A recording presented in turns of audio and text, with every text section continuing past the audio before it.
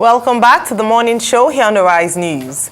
President Bola Tinubu's government of national competence seems to be very effective amid the growing calls against his Yorubanization and Lagosization, in quotes, of his appointments. According to the Arewa Economic Forum, AEF, most of the persons President Tinubu has appointed as heads of strategic government agencies in finance and ICT sectors are from the southwest and also of the Lagos axis.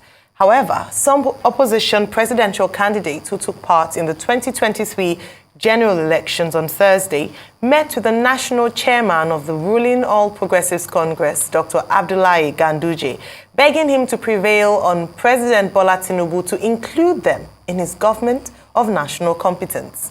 Joining us now from Abuja to discuss President Tinubu's government of national competence and his scorecard so far is George Agbakahi, APC chieftain. Good morning. Welcome to the morning show. Thank you very much for having me. Gentlemen and lady, I appreciate. Well, Chief Agbakahi, what Ayo was referring to, members, leaders of other political parties meeting with chairman of the APC and saying that, well, some of them didn't even go to the presidential election petition tribunal, not making any trouble with President Tinubu, but that if they could be given a small share of the pie so that they too can take their own share of the cake in terms of appointments into positions. Well, you are an APC original. How do you feel about that? Even when APC members are still complaining that the positions have not gone round enough and that there are many persons who work very hard for the party during the election and, have been overlooked. So this whole thing about government of this, government of that, is about sharing the national cake. What do you think? Are those guys welcome to come and partake at the table of your party? Are you with me? Well, thank you again for having me. You see, our current president, President Bola Ahmed Tinubu, is a seasoned politician. And I will really call him a political legend, one who has politics in his genes. He understands all the intricacies and underpinnings of politics and governance. And that is why you see, leaders of the opposition party, coming to seek refuge, in APC and the administration, especially in terms of, participating in the government. They've seen truly that this government has become a government of national unity, a government that has the interests of Nigerians at heart. So, in other words, they want to partake in the good tidings that is going to come out of this government. So, I don't see anything wrong in any of them, trying to participate, essentially, if they are coming with open mind and open heart. Like I said, our president understands it, but I still believe as an APC, chieftain, that it is important that the administration focuses attention on its members that participated effectively and worked towards the success of the Tinubu's campaign in the past election. That is important, but also having other party members, that have capacity. We don't see anything that is wrong with that. For example, Governor Wike, like him or hate him, he has capacity. He's a performer.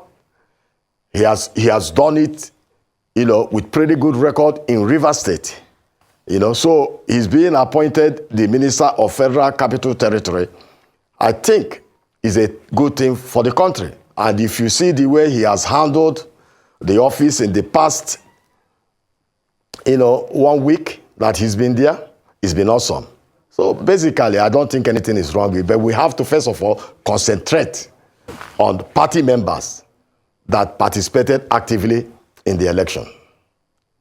All right, so you just justified saying that it is more about rewarding party members who served well during electioneering. In fact, this government of national competence, some might say, looks like a government of national compensation, whereby it is an opportunity for the president to reward those who, as you have said in your own words, helped him to become president. Look at the list of the ministerial list, for instance. You see a number of former governors who, whilst during their tenure in their state, there was nothing quite outstanding in their governance that would make them return to governance, except for the fact, of course, that they are allies of the president.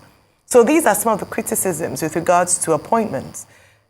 What the president had promised during campaign season was technocrats, competence, round holes and round pegs and round holes. But we've seen just a regurgitation of names, people who've been with the president for a number of years, some people refer to as Lagos boys. What do you make of that?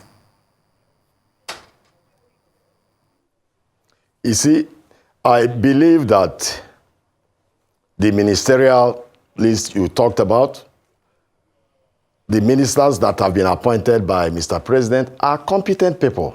They are people with utmost integrity. Mind you, in the composition of ministers, you find out that we have technocrats. We have youth. We have women leaders. We have core professionals. But at the same time, we have core politicians, governors. And most of these core politicians we are talking about are individuals that have performed, pretty well in their various states. Just take Dave Umahi, for example. You can call him a politician, but have you forgotten that he's a core professional, a civil engineer by profession, who did a whole lot to improve the well-being and infrastructural development of the people of Ebonyi State. So he's being appointed the Minister of Works. Is essentially predicated, on his achievements in Ebonyi State, and also based on his profession as an engineer. Okay, listen. Look at the two gentlemen in the health ministry, Dr. Pate and Dr. Alausa. These are core professionals in the health industry globally who made marks in various areas in the United States. Pate, I believe, in World Health Organization, Alausa in the United States, where he even won a whole lot of awards in the health industry.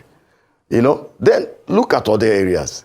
You see, saying that the people in office are mainly Yorubas or, Lagosians or something like that. Mind you, see, in politics, you also have to consider trust. Take, for example, in the United States, when J.F. Kennedy became president of America in the 60s. Mind you, his Attorney General, Robert Kennedy, was his younger brother. You see what I'm saying? And it's not only there. Look at other, when President Trump won the presidency of the United States about 8 years ago, it is important to note that his son-in-law, as well as his daughter, they participated actively, in the administration. Even his son-in-law was the direct link between Israel and the United States in terms of foreign policy. So I don't really believe that Tinubu populated the administration with mainly Lagos boys or something. See, these are individuals that have been with him. Trust is a key factor in politics. It's just like somebody like Dela Alake. Dela Alake has been with this ebullient president for years. And Dela Leke is a capable individual. Just watch out what will happen in the solid minerals, department. I believe he will turn it around. Okay. Look at Waledu. Waledu is also a core professional in the economic area. So this is what you see. Okay. There are very good, hard-working ladies. Look at this young lady in Ministry of Trade and Investment, I think from Imo State, Dr. Doris Uzoka, who was Commissioner for Finance there. She's a very pretty, hard-working, remarkable woman. Okay. And who will turn that very important ministry around. Okay, Mr. Agbakahi. So, number one will be, since you said Trump's son-in-law made a good pair, made a good fit, in the position that was highly contested, and a lot of people berated Trump for doing that, would you say Seyi Tinubu should take a ministerial position? Secondly, a lot of people have argued that the APC does not take the Southeast, considerably in any good manner, because when you look at it, a state like Ogun got 3 ministerial nominees, but the entire Southeast region got 5 ministerial nominees. And what do you think about President Tinubu's stance to follow President Buhari's footsteps? And, and will it deprive the Southeast of the benefits of government? So those are a couple of questions for you, sir.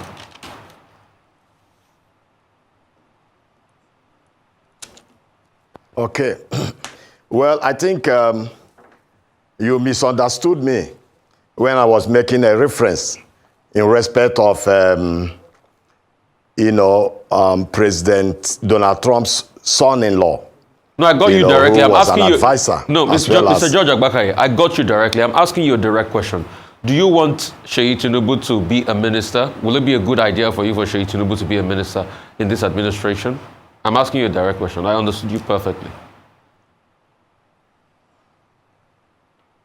Well, the truth is that Seyi Tinubu is qualified to become a minister of Federal Republic based on his pedigree. But the truth now is that in Lagos State, mind you, each state produces one minister, except in very rare cases, maybe due to some other political or dogmatic considerations. There you see a state producing 2 or 3, and even based on competence. And my understanding now is that Lagos State has produced 2 or 3. So at this point, I don't think it will be right for Seyi Tinubu to become a minister. But is he qualified to be a minister? Yes, he is. Then in respect of the Southeast, you see, in politics, we know that constitutionally, each state is mandated to produce a minister. But there are also, politics gets involved. Mind you, even in East you're talking about, a son of the Eastern Bloc, David Umahi, got one of the best ministries in the country. And this shows that our president is pretty nationalistic. If you go to Rivers State, which is South-South, they got one of the good ministries for the person of Nyosen Wike. You go to the Northwest, mind you, 2 gentlemen from the Northwest, 2 former governors, are in the key Ministry of Defense. Then you go to the Northeast, Minister of Agriculture is there. And when you come to South-South, we have Minister of Finance and the coordinating Minister of the Economy, as well as ICT. So I don't really see anything, extraordinary in what the president has done. Okay, so I believe there are some more ministers coming up. Okay, so it may be very likely that one more minister may come from the East to make it 6. So you are happy? I know very well that the political leader of Southeast, His Excellency, Senator Hope Uzodimma, has been working tooth and nail to make sure that good tidings come to Southeast. So you're happy about... And now with somebody like Dave Umahi, with him, they will do a whole lot to make sure that we get what is due to us in the Southeast. So we are not losing hope. So you're happy about the number of ministers coming out. So it's quite possible that one more will come from the Southeast, because we also have very competent individuals in the Southeast to serve as ministers. So you're happy about the number of ministers from the Southeast? Then the issue of the president following Buhari's footstep, that's a question that I don't understand much. If you look at what has been happening if you look at the federal government current policy initiatives, decisions, and actions, which to me are foundational measures, to either to rebuild the economy, fight insecurity, provide employment opportunities. You find out that, the president is not really following all of Buhari's footsteps. It cannot be so, because if you check what is going on, President Tinubu is a man of his own. President Tinubu he has that administrative acumen. He is a thinker. He's a visionary. He's an idealist. And that's why you see all these programs, all these policy initiatives that are all coming out. For example, look at the issue of the removal of petroleum subsidy. We all know it's been a bad policy, and successive government let it go. Look at the issue of the multiple exchange rate. We all know it is a bad policy. But all administration, all the way from Olusegun Obasanjo to President Buhari, they had to let it go. So this president is a man, with courage, a man with political will, and he's able to, change some of these policies. That's why, to me, Mr. Agbakahi, President Tinubu, according to, Tony Blair, in my view, President Tinubu can see the third way. He can see the middle ground in between opposing political, Mr. Agbakahi, we are trying to manage dogmatic position. We're trying to manage time. What you see happening in this Mr. administration. Agbakahi, if you can hear me. Okay, we seem to have lost connection with him. I was just going to remind him that all this talk about government of competence and all that is speculative. The taste of the pudding is in the eating. We'll know in the fullness of time.